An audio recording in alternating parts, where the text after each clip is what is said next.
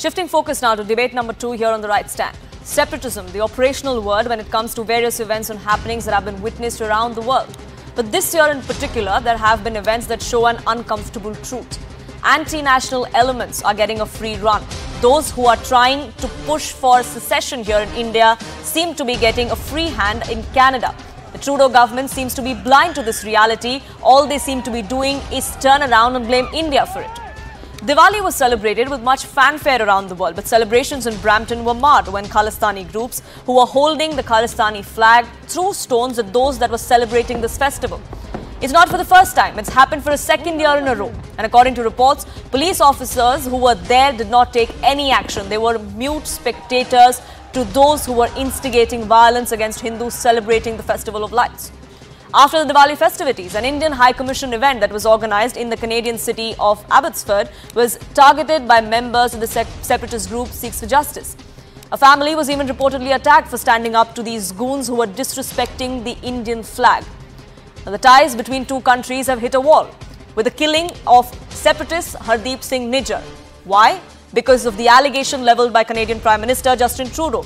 He claimed that Indian agents were involved in the killing that took place on Canadian soil. The allegation has had massive ripple impact because there was only allegations that were made once that were reiterated 2 days ago, but absolutely no shred of evidence that has been shared. India halted visa applications in response, citing security concerns. New Delhi also expelled Canadian diplomats. They sought parity in the diplomatic presence that Canada had here, and they cited the Vienna Convention for doing so. Once again, that prompted Justin Trudeau to blame India. But India has never once deterred on its stance. Even today, even after the recent provocations, India has drawn the line. They've called out the inaction of the Trudeau administration. Khalistanis are involved in attacks against India. There is no denying that, and that has been made clear to the Canadian side. Gurpatwant Singh Pannoon, he's funded by Pakistan ISI. He's the one orchestrating these attacks, is also what Indian agencies believe. The Canadian police turn mute spectators to most of these attacks. Even when there's clear warning that this is expected to happen, there is no security that is put in place. And when it does happen, they turn mute spectators, is what Indian government has told its Canadian counterparts. The Canadian government is believed to have been encouraging attacks against India as well by this inaction that seems to be emboldening this hate against India.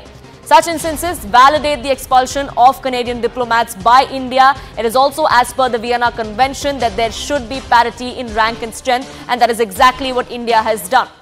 Now, while Trudeau and his ministers are busy blaming and shifting the blame to India, organized crime in the country seems to be soaring. That is something that India's External Affairs Minister S. Jaishankar has also pointed to.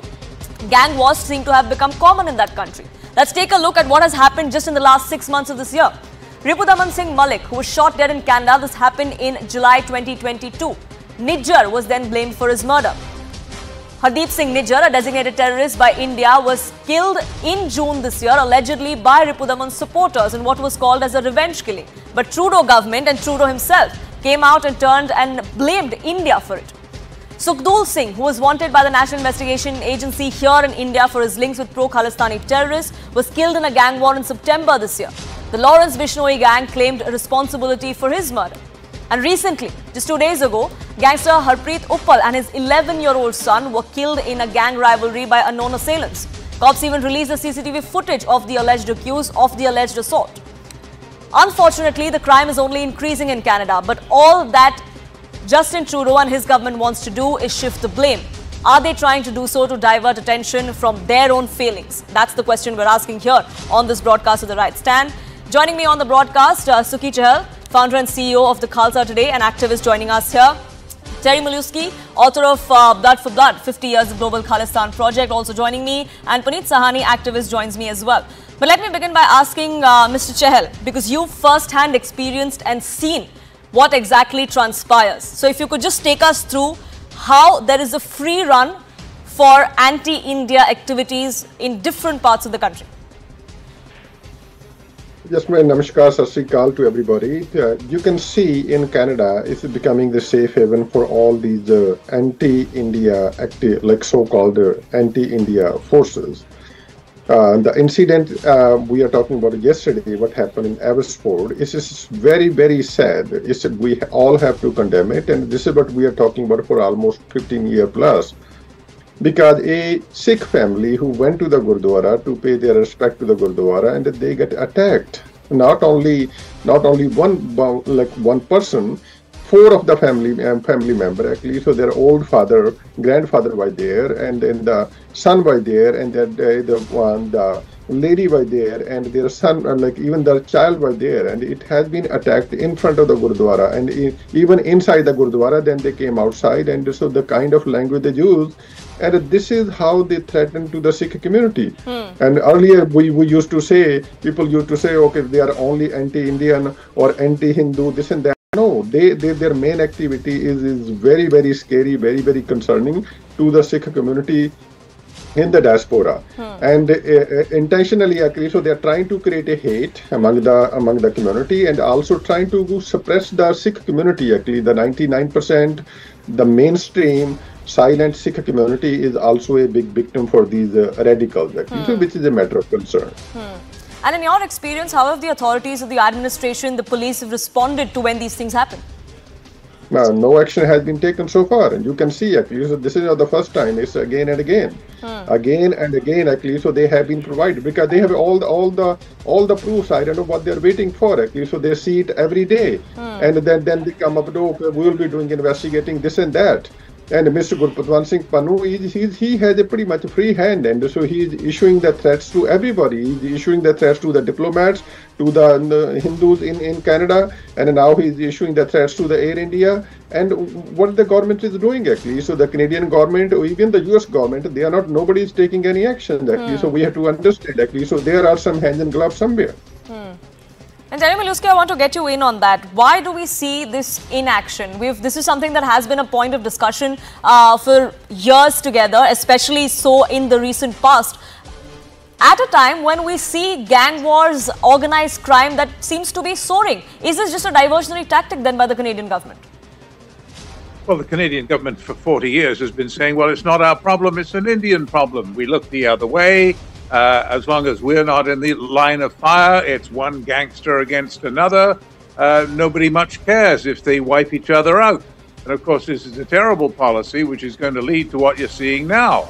By the way, you didn't even mention in your list of very disturbing incidents the one recently where Gurpatwant Singh Pannu of Sikhs for Justice urged Hindus to get out of Canada, go back to India. He said it's just an appalling statement. Yes. And now we have the stone throwing in Brampton.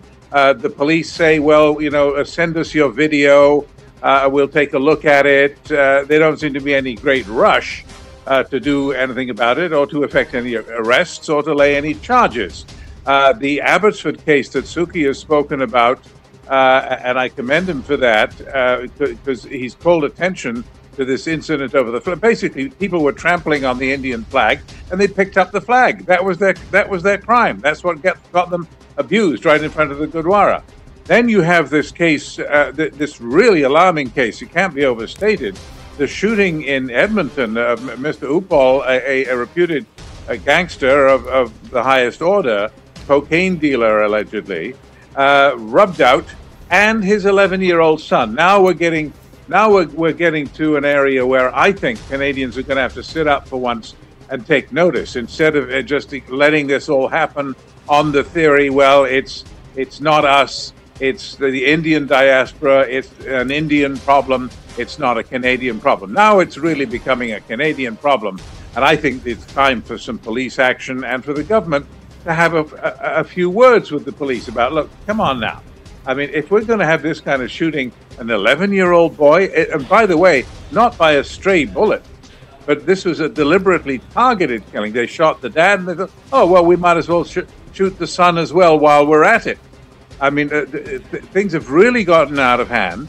And as I say, this has been going on for 40 years in Canada, where Canadians have been, in the mainstream, have been indifferent and unwilling to act. They figure, well, we don't want to get involved in India's internal squabbles. Well, I'm sorry, it's not an internal squabble anymore when you have children being shot in the streets of Canada. It's time for action.